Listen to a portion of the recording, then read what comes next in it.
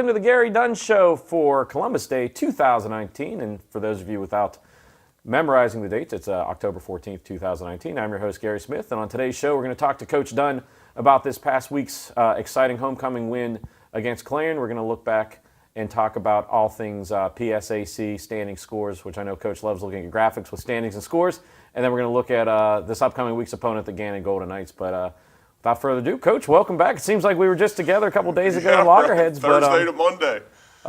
Any sleep? Because I know the coaching schedule's crazy no matter what, but I know it ramps up homecoming week because of all your, everyone wants to see the coach. But so have you slept yet since Thursday night since we saw you? Yeah, we obviously had a great day here in California on Saturday, and obviously got home Saturday night, got some good sleep.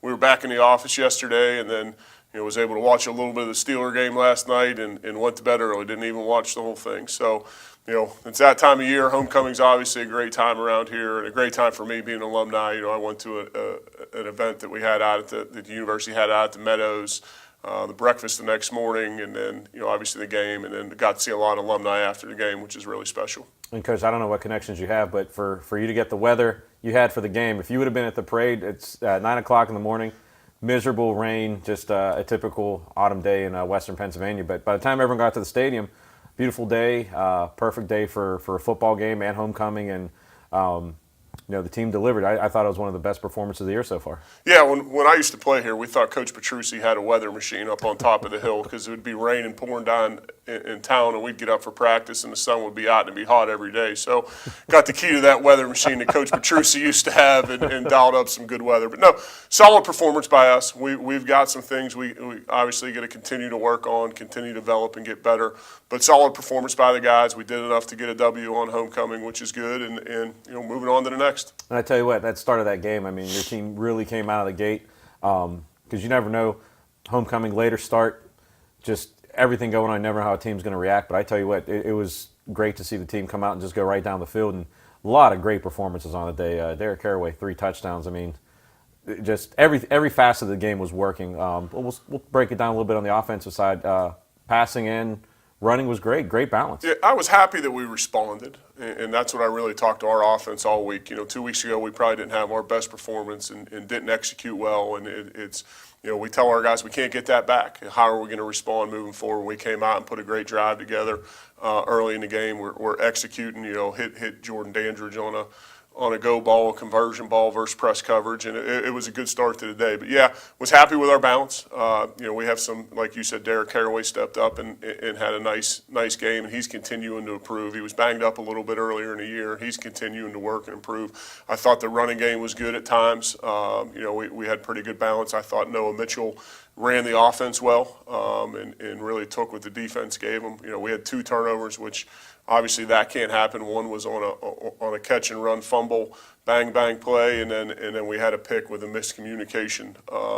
So we got a lot of things to work on, but I was happy with the way we responded. Thought we had a good week of work. We changed up what we do in the morning because of the 4 o'clock start a little bit. So I'm going to say that helped us. But I was happy the way we responded offensively, and obviously had a better game than we did 2 weeks ago. And then on the other side of the ball, defensively, we talked last week at Loggerheads about always looking ahead, but Clarion is a team that can do a lot of different things. Got some key skill position players that can make life a nightmare for opposing coaches. But defense really responded. I've said this all year that this might be one of the fastest defenses I've ever seen at Cal. Yeah, they played well. Clarion puts a lot of pressure on you with their scheme. They do a lot of different things. They'll do some shifts, some motion, some empty stuff. The 1 touchdown we gave up was kind of a trick, unbalanced formation. And give Clarion credit, they did a nice job of shifting and moving guys and having a tight end hit in the tackle position and unbalanced. And I think we'll be better as we continue to work those things. But the defense played well. Obviously, things we got to clean up over there on that side. But Clarion really puts a lot of pressure on you as far as their scheme and what they do. They do a nice job.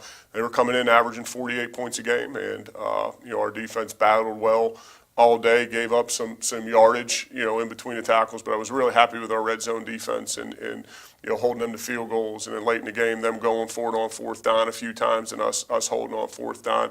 I thought it was a good team defense when we had pressure up front. We covered well on the back end. Our linebackers ran and made tackles and plays. So, I thought it was a solid performance, but we we got work to do. We're not there yet. Well, I tell you what, you talked about the goal line defense. It seemed like all year your team has been one of those teams in the goal line set, bend but don't break. And then the pass rush, it seems like the entire season, and especially on Saturday, you had black jerseys in the backfield each and every time. And that's got to be great as a coach to see, because that you're making the other team, the game speed up for the other team. That's going to be good things for your team. And once again, it took almost 58 minutes, but the interception streak continues. Yeah, our defensive line is playing with a lot of confidence, and they come at you in waves, and it's funny when you look at the game films, and we might not be getting pressure early, but those guys continue to work, and eventually that pressure is going to get there, and when it does, it seems it comes in bunches for our guys. We did drop a couple interceptions early in the game. We could have had that a little bit early.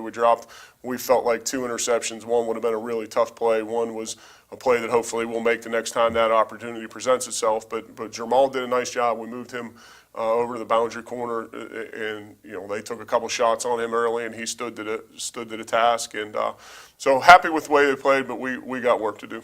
And I tell you what, apart from the football game, one of the things for homecoming is people coming back, alumni.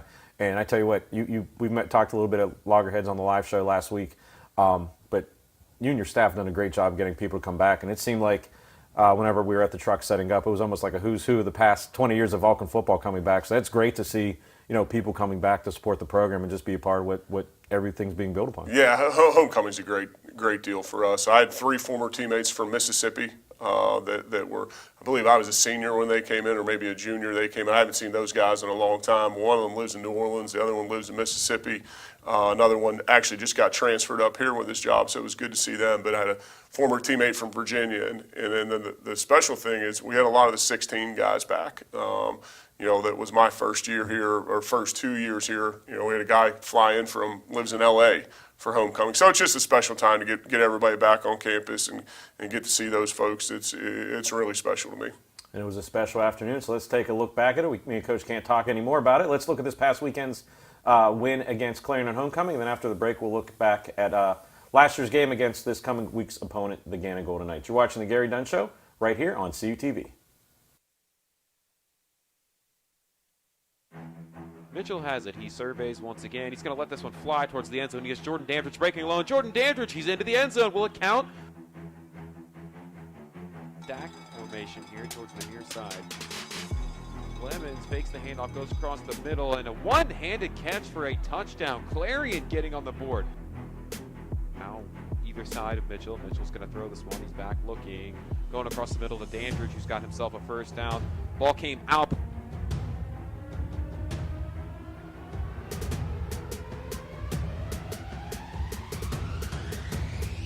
Metzgar's kick is up,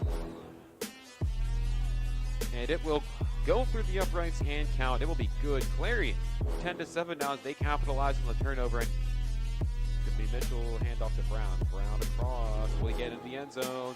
Looks like he will, and it'll be a touchdown. Vulcans. Nelson Brown finds his way in.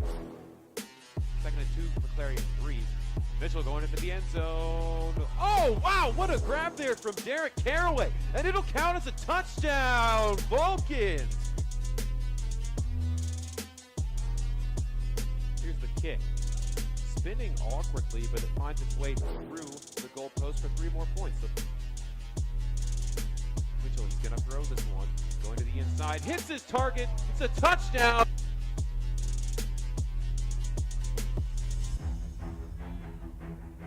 Throw this one towards the end zone. Will he hit his man? And he will! Touchdown, Vulcans! Derek Caraway. Who else? He is having himself a day.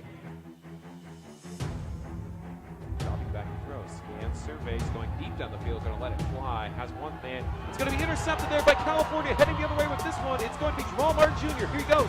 30, 25, 20. Flag coming in. And he finally brought down at about the 12-yard line.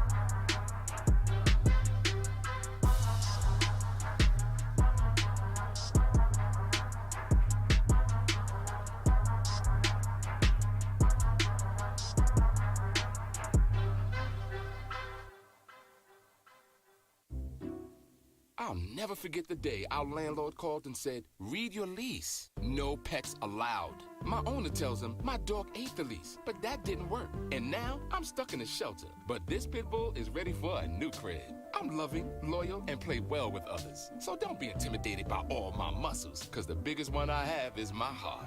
That's right, I said it.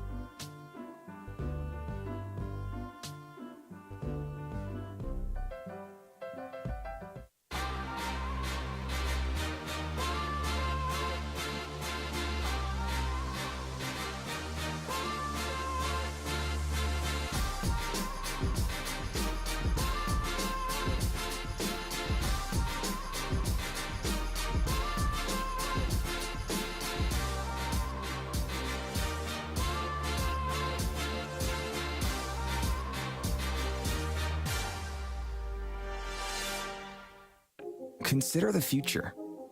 Your future. At California University of Pennsylvania, you can build your life your way because we believe in you. We invest in you, empower you to create the future you envision. We give you the tools and teaching so you can rise up and achieve. Don't settle for someone else's vision of you. Build you at CalU. Visit us at calu.edu.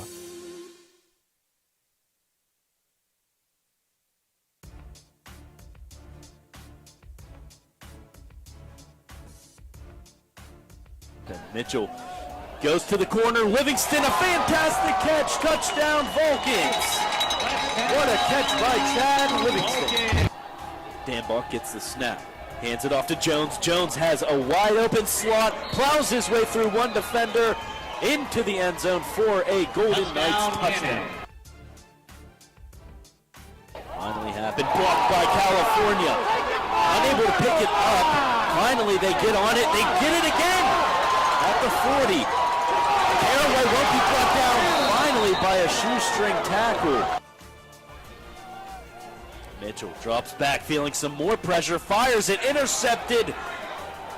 Martell Davis has some space, breaks a couple tackles down at the 44-yard line. A give to Brown. Brown at the 5. Brown loses the ball directly into a Golden Knights player's hand.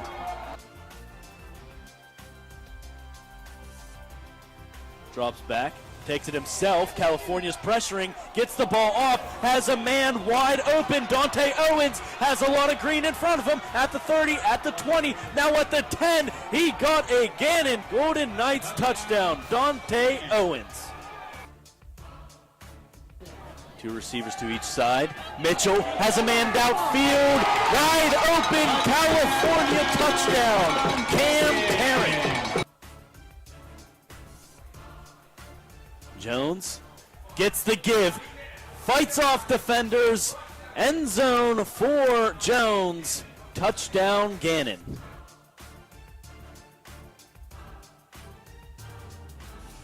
Pass to the corner. It's caught to the end zone. Touchdown, Golden Knights.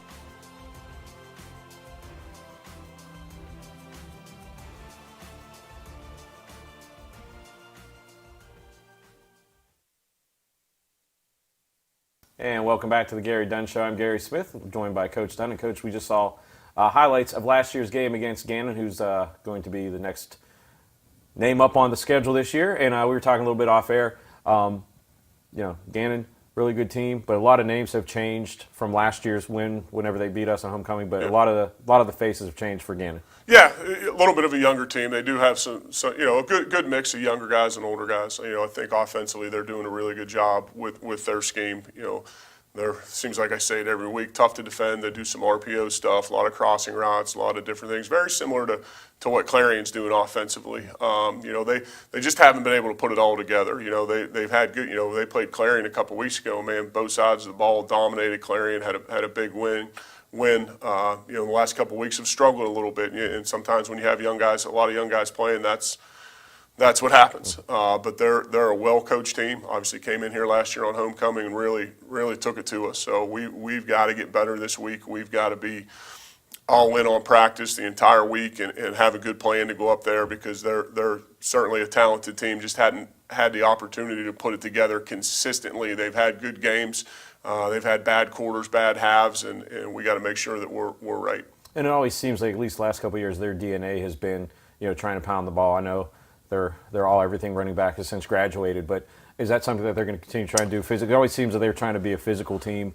Is that something that they continue to do it? It might be thrown a little more, and obviously when you lose the caliber of that kid, it might be thrown a little bit more this year. But they're gonna be a balanced deal. They're gonna try and run the football on us, set up some deep shot play actions, and they're a tough offense to defend, and we saw that a year ago. Defensively, they changed scheme quite a bit. They've got a system that their head coach is their defensive coordinator, and he does a great job of trying to take away what you're good at. And we've been watching film all morning and all yesterday, trying to come up with a plan. But they give you different looks. So week to week, it's the same structure of defense, but they're going to do it a little bit different. So it's really about playing assignment football and taking care of our business and continuing to move the change and taking care of the football offensively. And I tell you what, Gannon's one of the I would say one of the 2 or 3 home fields in the PSAC that is really, it's a unique field. It's a small stadium, intimate stadium, but it's one of the fields you really have to kind of look at the weather and adjust your game plan. How early in the week do you kind of look at that? Because I remember a few years ago, we got there, it was 60 degrees at kickoff, and by the end of the game, it was snowing. I mean, how fluid how far advanced do you look at that, and how fluid do you have to be in your play calling to adjust for whatever, because you're 3 blocks from Lake Erie? Yeah, I mean, it's part of the deal up there, and we already I looked at the weather this morning to try and get the early forecast. It said 65 and sunny, so I don't know if that's true or not, but that's something you always got to be prepared for. Obviously we play an outdoor game, so you got to be prepared for the weather. You got to, we had 2 weeks ago in Indiana, the wind was really something, so we talked a lot about how we can adjust to that better, especially in the kicking game is where it really, really makes a difference. When you're either kicking into the wind or have the wind, it really makes a difference. So, but, it's an outdoor game, you got to play in it, so you got to kind of have that plan ready to go. I know the Ben and his equipment staff probably have 2 truckloads with every facet of equipment, whether it's the fans to keep it cool on the sideline or the parka jackets, because like I said, it's just when you're, like I said, 3 or 4 blocks from Lake Erie, that's just something. It's a turf field like most of the fields, I think all the fields in the PSAC. So, but don't just listen to Coach and I talk about it. Make the drive up I-79 and go to Gannon. The kickoff is at 12 noon. But before we talk about all that, we'll tease a little bit. We're going to put a bow on this past weekend's action in the PSAC and look at Coach's favorite part, a lot of graphics, scores, standings, and all that fun stuff scheduled. So let's take a look at the scores from this past weekend's action in the PSAC West. As you see, Clarion, we talked about that ad nauseum. This upcoming week's opponent, Gannon, losing in Greensburg, Seton Hill 25-21, and then tough game there. They gave up. Took a safety late. Gannon did, and then Seton Hill got the onside kick and went down and scored. So that's kind of how that game unfolded. That's kind of like one of the old Alcoa fantastic finishes from the 80s. Absolutely. And then that game had a great finish, and then probably the game of the year right now, at least in terms of things going back and forth, looking at the live stats and watching the play-by-play IEP and Slippery Rock. Slippery Rock was up fairly substantially in that game. Yep. IEP came back and made it, I believe they had a chance to recover an onside kick to try and get back in the game, but Slippery Rock holds on 45-42. And then Mercyhurst, who we have on the schedule a couple weeks from now, 44-23 at Edinburgh. And let's look at the PSAC East from this past weekend. Millersville holding home serve over Lock Haven 48-23. Westchester sneaking by Bloomsburg. Bloomsburg might be turning it around a little bit, being a thorn in the side of Westchester, winning 20-17. Kutztown giving East Stroudsburg their first loss. Kutztown remains undefeated, 35-13. And then kind of the new version of the backyard brawl there, Shippensburg and Shepherd separated by about 25 miles. Shepherd ekes out a 32-30 win. And if we take a look at the current standings after this past week's action on the PSAC West, you see, as we've seen all season, Slippery Rock IEP, Cal U at the top. And we have Gannon a couple game behind in the West 2-1. Well, Cal's 2-1, Gannon's 1-2. And if we look over in the PSAC East, still a couple of undefeated overalls, Kutztown and Westchester on a collision course, and then East Stroudsburg suffering their first loss this past weekend. And then Shepherd still sneaking in that spot. Their first year in the PSAC. Yeah, it was a good win for them to get by Shippensburg there. So interesting to see how the rest of that's going to fold out. I don't even know the games this week other than ours, so I'm excited to actually see this next graphic. There we go. This is the first. Coach is excited to see a graphic. Let's look at this upcoming week's schedule and see Cal at Gannon at noon. A lot of noon kickoffs. Seton Hill at Mercyhurst, IUP at Clarion. Westchester at Shepherd, which should be just one heck of a football game. Slippery Rock at Edinboro. Millersville at Ship. Bloomsburg at East Stroudsburg. And the nightcap, as such it is, at 3 o'clock in the afternoon, Kutztown at Lockham. But, Coach, obviously, probably, other than our game, that Westchester at Shepherd game is going to be, call it the Ramble, basically. Yeah, that'll be a good game. Anxious to see that one.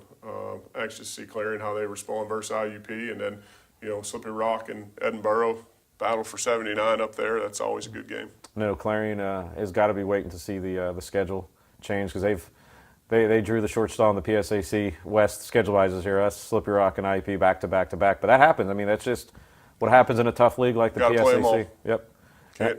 That's what people ask me. I had a guy ask me this week about having those two on the road. And you got to play them all. I mean, you got no control over it, so it's the way it works. Well, we were talking a little bit earlier before you came in about how we're at the second half of the season, and like you're going to ask Coach about what it's like being the second half of the season. I said, Coach's answer is going to be the same. It's one his schedule's 1 week at a time. He doesn't look ahead. I was talking to one of our alumni before the game on Saturday. I know exactly what I'll be doing 4 years from now at 11 o'clock on a Tuesday because it's always the same, right? We're going to be in a special teams meeting at 11 o'clock on Tuesday no matter what year it is. So it's, Groundhog Day. Yep. Hey, we can maybe remake it. Groundhog Day 2. There you go, right? Coach. Follow us, follow coaching staff around.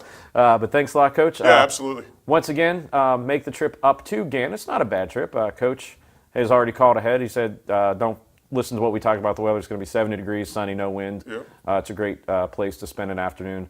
Fall and Erie. Yeah, nothing better. Yep, and I believe it's one of the 3 months of the year that the lake is not frozen yet. So come see a little bit of history there with the lake full of water, not ice. But if you can't make it, WCAL and CUTV will have you covered at noon. So tune into your radios 91.9 FM or watch the game on CUTV Sports 1 on YouTube. So, Coach, we'll see you in a couple of days up in Erie. So, for Coach Dunn, I'm Gary Smith. You've been watching The Gary Dunn Show right here on CUTV and live on CUTV Sports 1.